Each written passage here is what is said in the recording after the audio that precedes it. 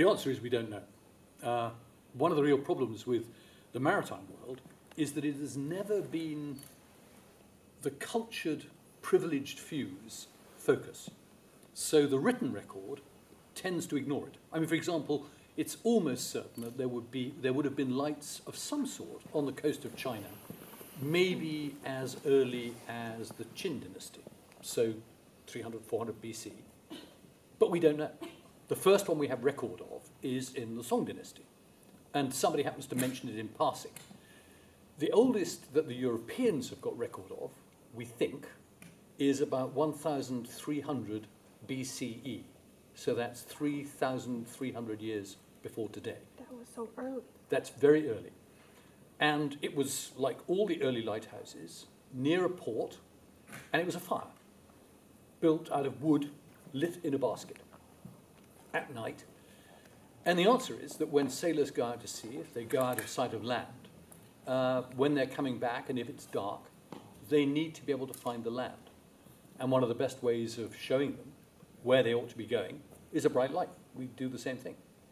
And so, because that's so obvious, we all go, oh, well, of course, heavens, nice bright light. Yes, that was a silly thing. Yes, obviously you do that. That leads one to suppose that if, and these are the Minoan Cretans, that's people who live in the eastern Mediterranean, if they had a light back in 1300 BC, no doubt lots of other people did too. In the eastern Mediterranean, somewhere in Southeast Asia, somewhere in East Asia, there'll have been lights as early as that.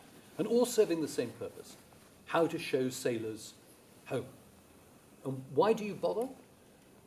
The other thing to feed in is when you look at maritime trade and you think about today, it's hopeless for teaching us about yesterday.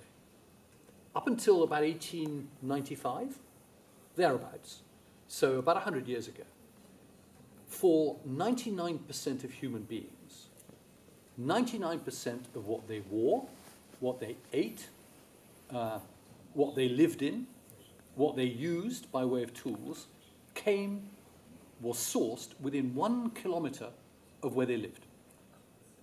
Today, almost everything we are standing wearing, what we ate at lunch, what we'll travel round on, has come from somewhere else, and it's come by sea.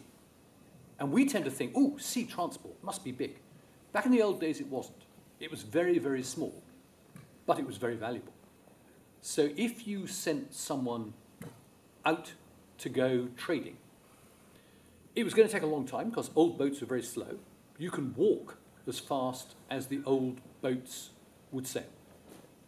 So it goes away, and it's bye-bye, and it's gone for weeks, months. In many trading voyages, for example, from China down to the Nanyang, that would take a year round trip. They go away usually in January or February, and they would come back maybe August, September. So it would take 6 months to a year for them to go trading. You have invested a lot of money, and you're going to get your money back only when that ship comes back. If that ship comes back. Now this year, and we're all people in Hong Kong, and I understand from Steve Ching, most of you are from mainland China. Yeah. But I'm by origin English, although I'm a Hong Konger. And this year is the 400th anniversary of the birth of William Shakespeare. And William Shakespeare read a play called The Merchant of Venice. And the whole point of The Merchant of Venice, the whole core of the story, is will the ship get back to Venice?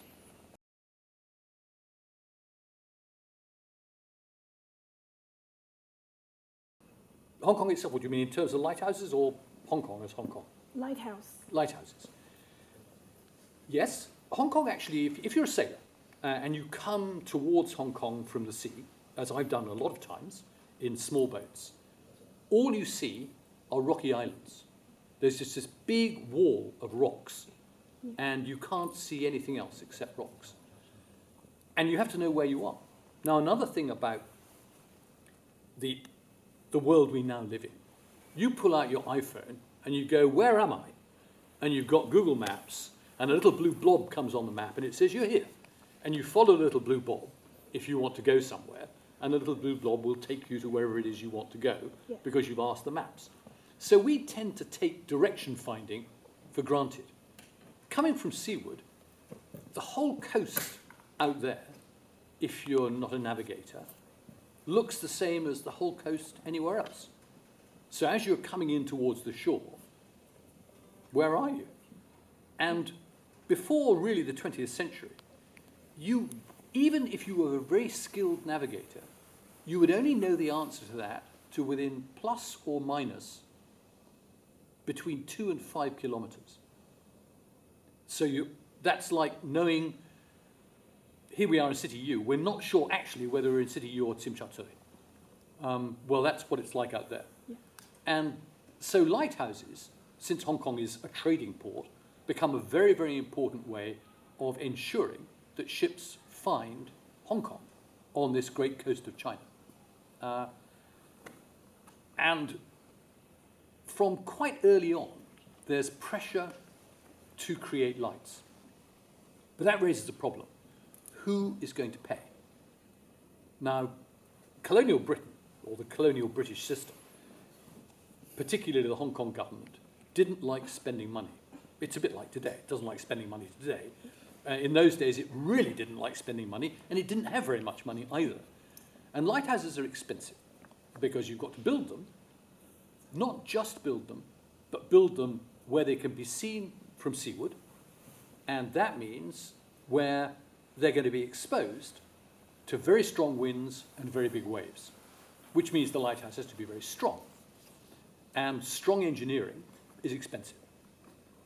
So the government wasn't prepared to spend money on lighthouses, and the private sector, the guys who owned the ships, by and large, as a result of insurance and their own recruitment policies for their captains, they reckoned that they didn't lose enough ships for it to be worth them to spend the money.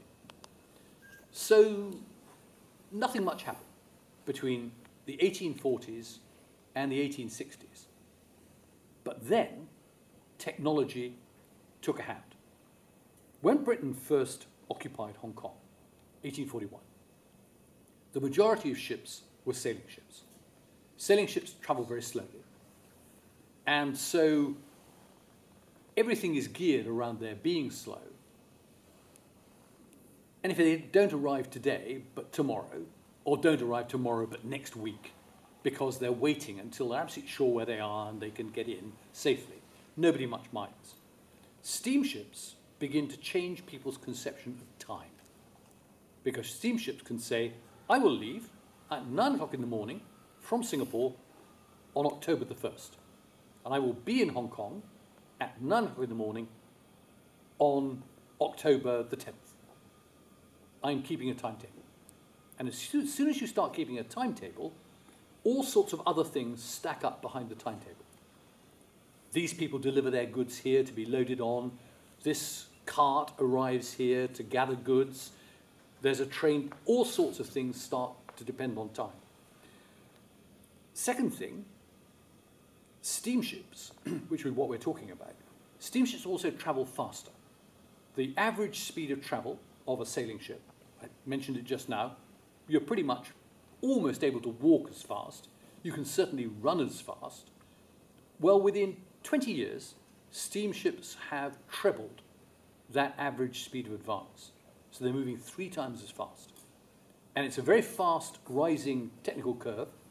So 3 times as fast, to 4 times as fast, to 5 times as fast. By the 1860s, 1870s, steamships are traveling very fast. Second thing, they're built of iron. And one of the interesting things about an iron-built ship is that it has a much thinner skin. So for a given size of ship, you can carry more cargo. But iron is also stronger.